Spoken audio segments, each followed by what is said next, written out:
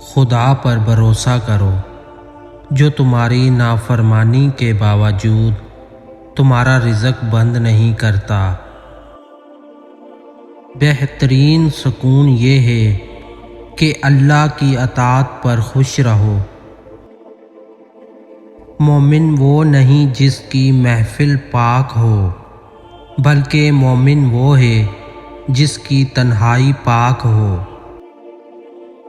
نیک لوگ اپنے انجام سے خوف زدہ نہیں ہوتے۔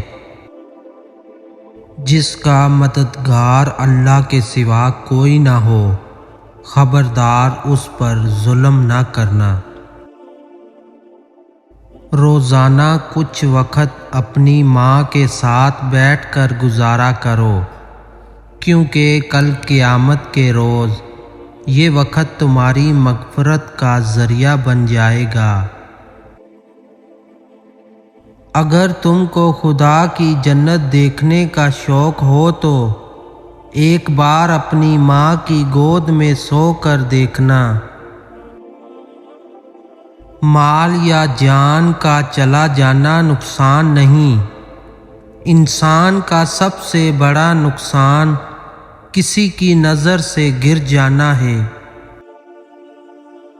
جو شخص اپنی موت میں تاخیر چاہتا ہو اور چاہتا ہو کہ اس کے رزق میں اضافہ ہو تو اسے چاہیے کہ وہ صلح رحمی کرے۔